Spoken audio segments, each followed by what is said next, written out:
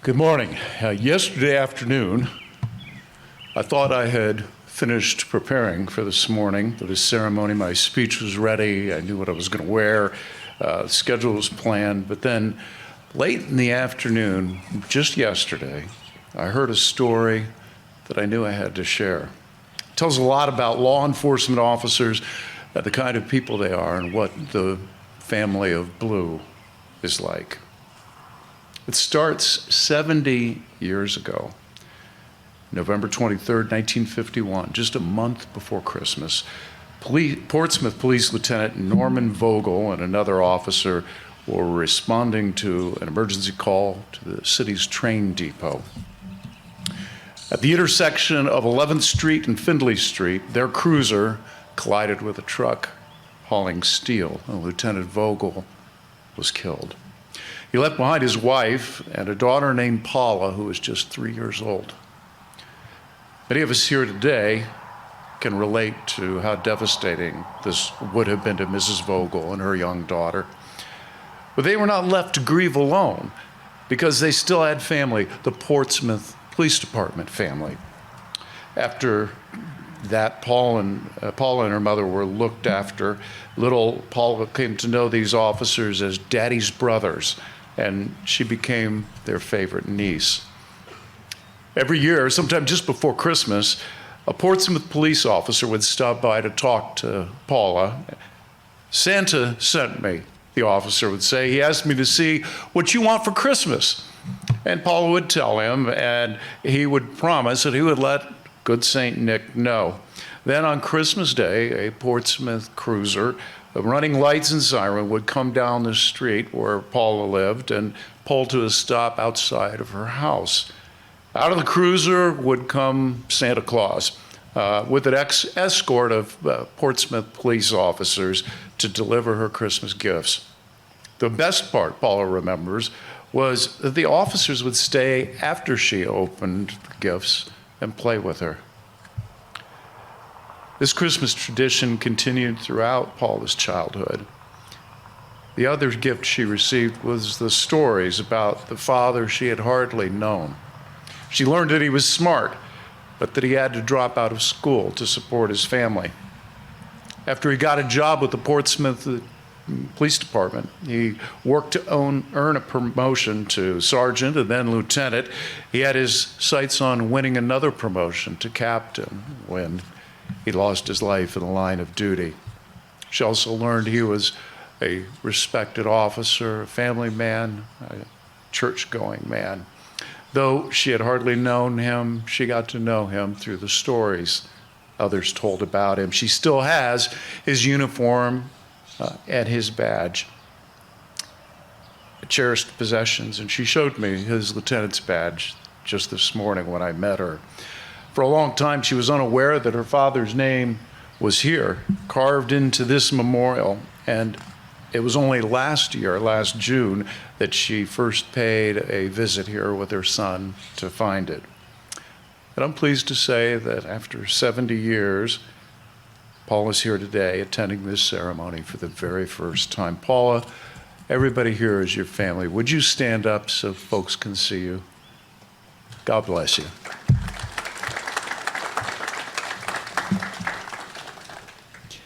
Each year in the spring, we gather here at the memorial wall. We look at the names inscribed on the stone in this wall. Remember those officers who died in the line of duty. These names are carved into stone so that they resist the passage of time, the wear and tear of cold and ice, and especially the dimming of memory. In a world where so much is fragile and transitory, stone is lasting. Stone abides. But I think there's an even more profound meaning to preserving these names in stone to this wall. If you look at the way this wall is constructed, it's built to last. Heavy blocks are cemented and sealed together with thick mortar. They are laid on top of each other so that strength reinforces strength. Weight added to weight anchors the structure into the earth to make it immovable. It's a solid foundation. Anything that is meant to last, anything meant to resist the buffets of time and chance and change has to have a foundation like this, including our society.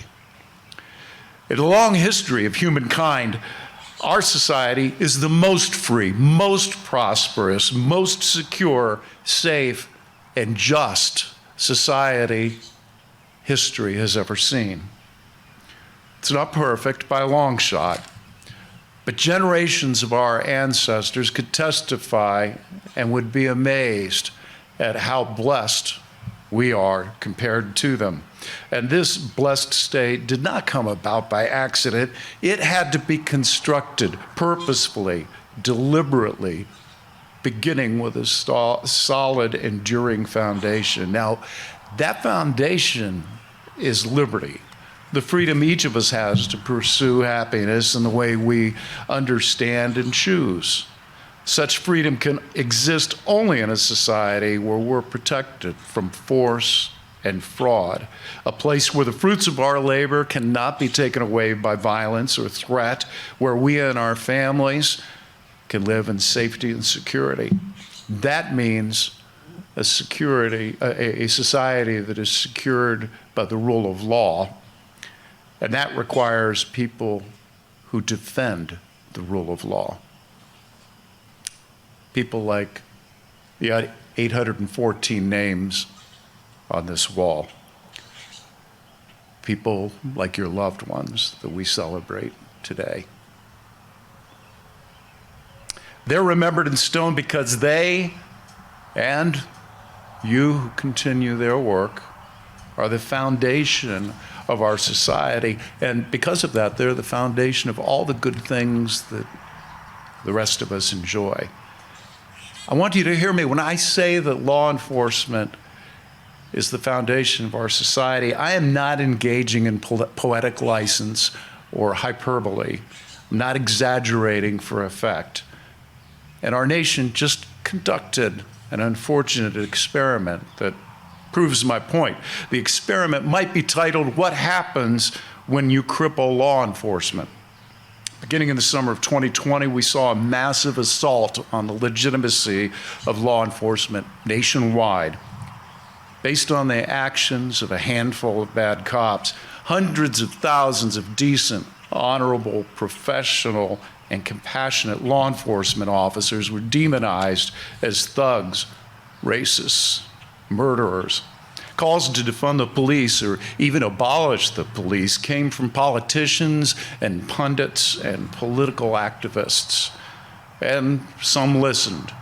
Some mayors, some city councils began cutting budgets for police and holding back the ability of police to maintain control of the streets. Law enforcement officers got the message, and police retirements surged. Police recruitment, always a challenge, got tougher.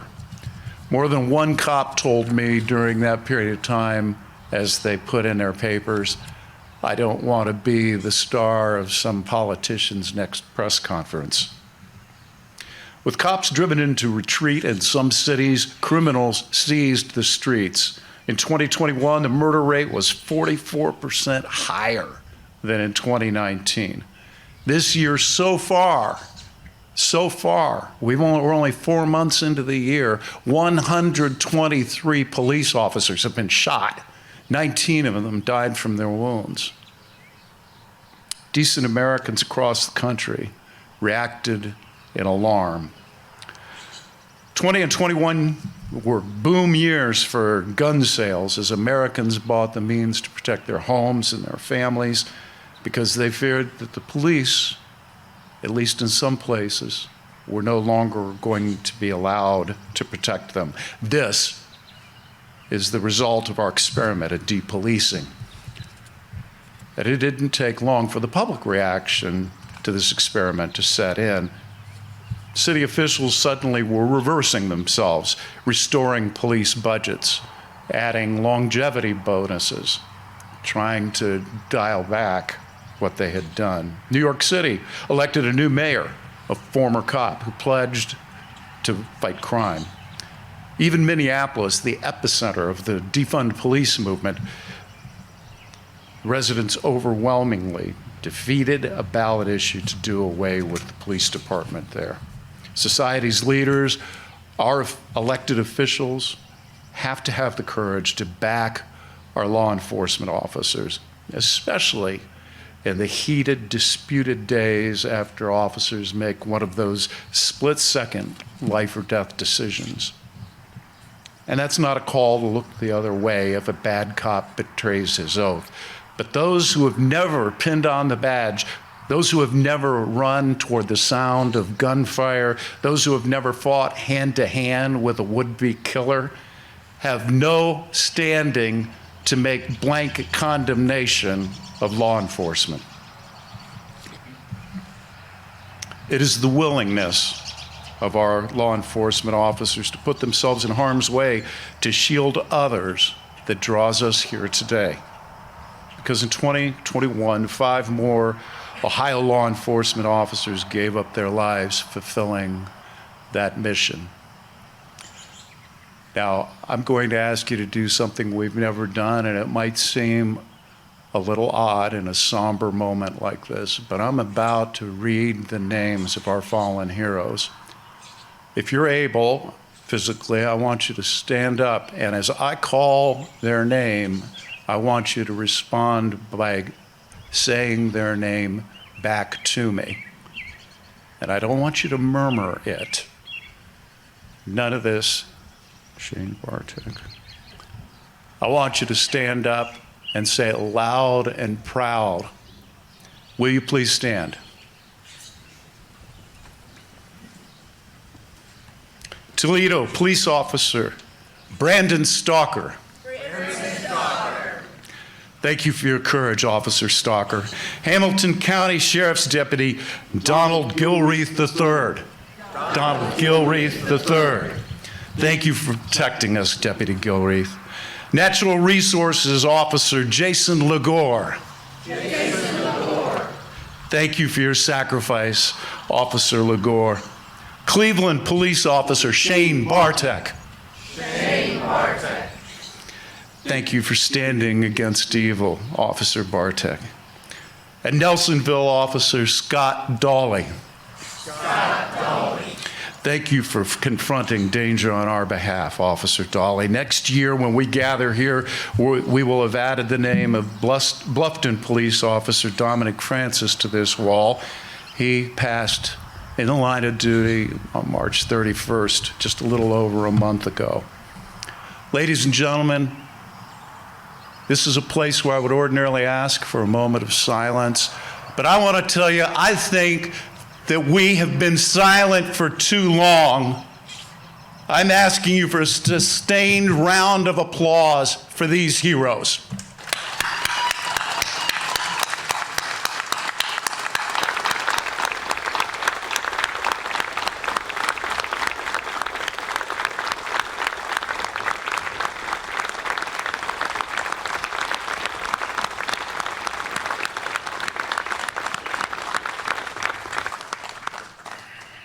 Thank you. You may be seated. Every year, the Gallup Polling Company asks Americans how much they trust the leading institutions in our society. Not surprisingly, politicians is not at the top of the list, but there were only three institutions that were trusted by more than half of all Americans. Just 3. Small business, the military, and law enforcement. Americans rated law enforcement officers higher than doctors and hospitals, more than the public schools, more than the presidency, or the banks, or labor unions, or big business, or not surprisingly, Congress, or even the Supreme Court and the news media. They rated police even higher in trust than organized religion. What could possibly be the reason for this extraordinary trust in law enforcement? That's easy. Right here 814 reasons carved in stone. It's because Americans know that when someone's breaking into their home, when they have an accident on the road, when they're being assaulted in the street, when they're at their most helpless and vulnerable, a law enforcement is the first person that's going to show up and help them. They don't call their doctor, the union rep, the banker, or reporter. When they're in trouble, they call a cop. Not only will he or she show up to help them, that officer will risk death to fulfill their duty, just like the 814 officers we honor today. Because the first day and every day they put on the uniform, they accepted the risk and pledged, if necessary, to lay down their own lives for another. That is why police are trusted more than the other institutions in our society. I want to say to the families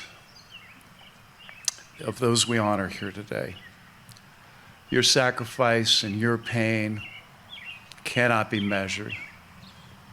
There's a hole in your family that will never be filled.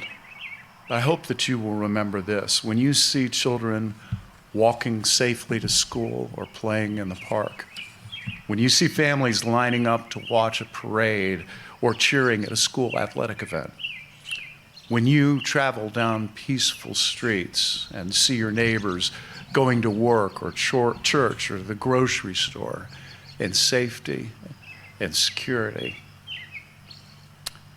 your loved one made that possible. Your loved one is the foundation stone on which that peace and security are built, the foundation stone of our society. And that's why their name is carved in stone here.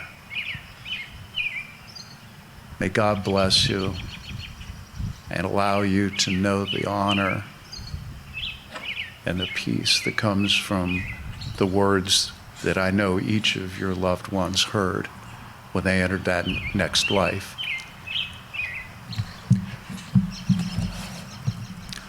Well done, good and faithful servant. Thank you.